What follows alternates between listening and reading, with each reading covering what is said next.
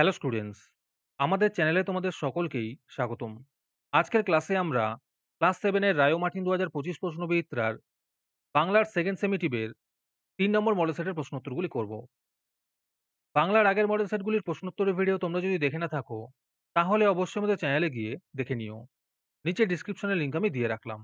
আর তোমরা যদি আমাদের চ্যানেলে নতুন হয়ে থাকো, তাহলে চ্যানেলটিকে সাবস্ক্রাইব করে পাশে থাকা বেল আইকনটি অলে প্রেস করে রেখো। তাহলে পরে ক্লাসের ভিডিওগুলি আমি আপলোড করলেই তোমাদের কাছে নোটিফিকেশন পৌঁছে যাবে। তাহলে শুরু করা যাক। তোমাদের ভিডিওটি অস্পষ্ট বা আবছা দেখালে আমার দেখানো কিছু স্টেপ ফলো করো। 100% তোমাদের প্রবলেম সলভ হবে এবং ভিডিওটি স্পষ্ট দেখতে ও পড়তে পারবে। প্রথমে ভিডিওটিকে এইখানে ক্লিক করে স্টপ করবে। স্টপ করার পরে তোমরা এখানে দেখো সেটিংস এর অপশন আছে এখানে। এইখানে ক্লিক করবে। ক্লিক করার পরে তোমরা দেখো এখানে অনেকগুলো অপশন চলে এসছে। সেখান থেকে তোমরা কোয়ালিটিতে ক্লিক করবে।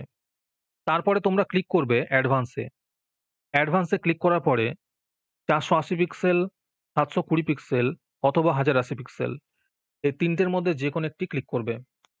ক্লিক করার পরে দেখবে তোমাদের ভিডিও কোয়ালিটি আগের তুলনায় অনেকটা ইমপ্রুভ হয়ে গেছে এবং তোমরাও ভালো করে দেখতে এবং পড়তে পারছো। ১ নম্বরে আছে ঠিক উত্তরটি বেছে নিয়ে লেখো। একের ১ নম্বর প্রশ্ন হলো রেস হর্সের দেহের ওজন, এর উত্তর হবে ১০০০ পাউন্ড। একের ২ নম্বর প্রশ্ন হলো মাউন্ট চেম্বারলিনের উচ্চতা, এর উত্তর হবে ২৭৪৯ মিটার। একের ৩ নম্বর প্রশ্ন হলো রবীন্দ্রনাথ জেনেভা থেকে সোভিয়েত, এর উত্তর হবে ১৯৩০ সালে যান। একের ৪ নম্বর প্রশ্ন হলো বেশ ভিড় জমেছিল, এর উত্তর হবে হেদো পার্কের কাছে। তারপরে ২ নম্বরে আছে এক কথায় নিচের প্রশ্নগুলির উত্তর দাও। যে কোনো ৪টি করতে বলেছে।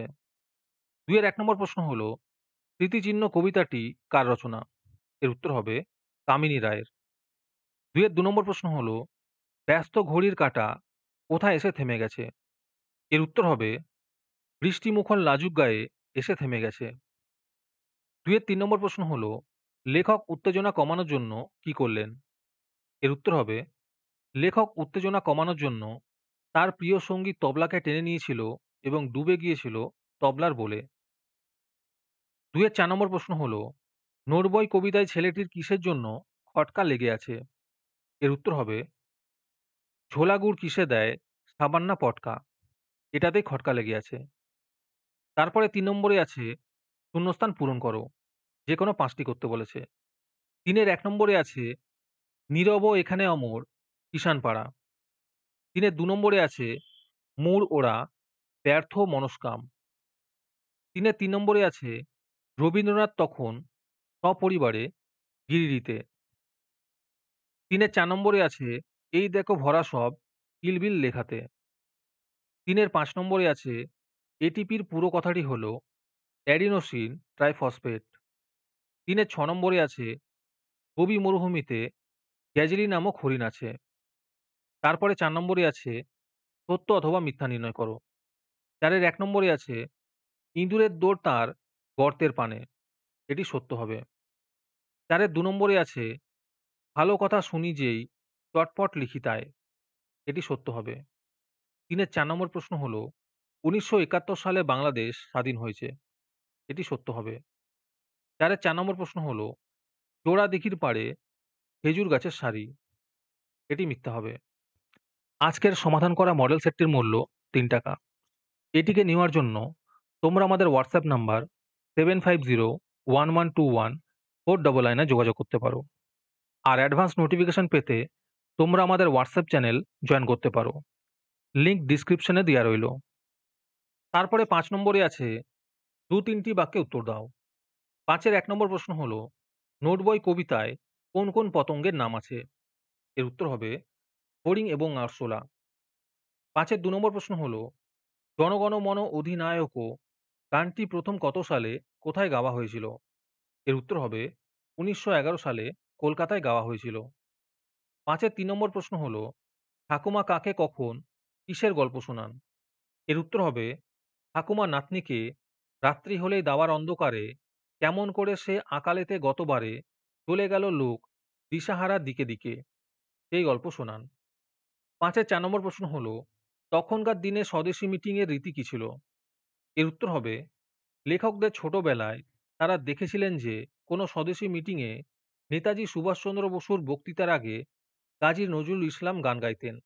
এটাই ছিল তখনকার দিনে স্বদেশী মিটিংয়ের রীতি। তোমরা যদি আমাদের চ্যানেলটি এখনো সাবস্ক্রাইব করে রাখোনি, তাহলে এরকম ভিডিও পাওয়ার জন্য এখনই চ্যানেলটিকে সাবস্ক্রাইব করে রাখো। তারপরে ৬ নম্বরে আছে নিজের ভাষায় উত্তর দাও। এই প্রশ্নের উত্তরগুলি আমি তোমাদের দেখিয়ে দিচ্ছি। তোমরা দেখে, দেখে নোট ডাউন করে নিও। ৬ এর ১ নম্বর প্রশ্ন হলো, একদিন ঘটেছিল একটি ঘটনা। কার লেখা কোন গল্পের অংশ? ঘটনাটি নিজের ভাষায় লেখো।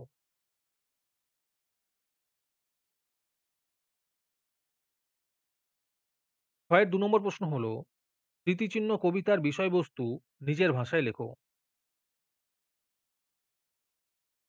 তারপরে ৭ নম্বরে আছে ২-১ টি বাক্যে উত্তর দাও। যেকোনো ৫ টি করতে বলেছে। ৭ এর ১ নম্বর প্রশ্ন হলো, সপ্তাহে কতবার গ্রামে যায়? এর উত্তর হবে ৩ বার। ৭ এর ২ নম্বর প্রশ্ন হলো, যে না খেয়েছে তার জন্মই বৃথা। কিসের কথা বলা হয়েছে?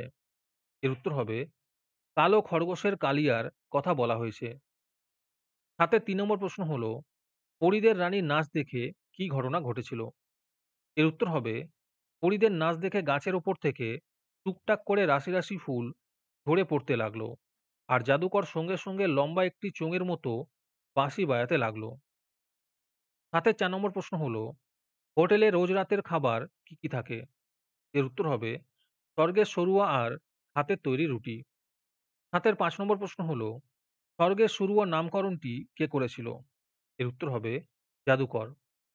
৭ এর ৬ নম্বর প্রশ্ন হলো, টিয়ার রুমালে কিসের নকশা কাটা ছিল? এর উত্তর হবে বড় বড় গোলাপ ফুলের নকশা কাটা ছিল।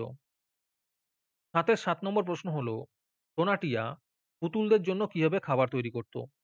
এর উত্তর হবে পুতুলদের জন্য কাদা দিয়ে ভাত এবং গাঁদা ফুলের পাতা দিয়ে মাছ রান্না করত। তারপরে ৮ নম্বরে আছে ধনাত্মক শব্দ কাকে বলে? উদাহরণ দাও। উত্তরটি একটু দেখে নিও। তারপরে ৯ নম্বরে আছে সঠিক বানানটি বেছে নিয়ে লেখো। ৯ এর ১ নম্বরের উত্তর হবে অ ব দন্ত ন হ্রস্য অ বনি। ৯ এর ২ নম্বরের উত্তর হবে পয়স্যু পেটকাদা মূর্ধন্য ষ প পুষ্প। যারা, যারা ২০২৫ সালের সেকেন্ড সেমেটিভ এক্সামের সাজেশনের ফ্রি পিডিএফ নিতে চাও, তারা আমাদের হোয়াটসঅ্যাপ নাম্বার 7501121499 এ নিজের নাম এবং ক্লাস লিখে আমাদের সেন্ড করো। এবং সাজেশনটি পেতে হলে আমাদের ইউটিউব চ্যানেলটি অবশ্যই সাবস্ক্রাইব করা থাকতে হবে। তারপরে ১০ নম্বরে আছে যে কোনো একটি বিষয়ে প্রবন্ধ রচনা করো। ১ নম্বরে আছে ছাত্র জীবনের নিয়মানুবর্তিতা। উত্তরগুলি সুন্দর করে দেওয়া আছে, তোমরা একটু দেখে নিও।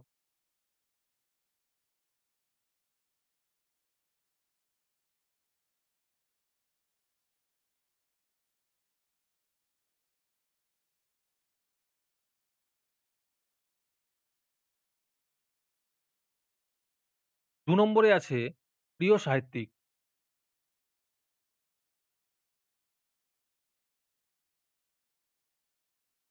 ৩ নম্বরে আছে উৎসব।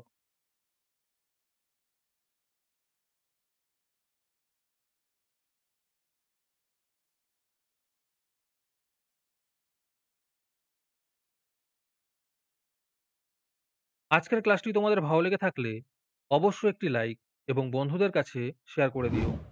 পরের মডেল সেটগুলির প্রশ্ন উত্তরের ভিডিও তাড়াতাড়ি পেতে আমাদের চ্যানেলটি সাবস্ক্রাইব করে রেখো।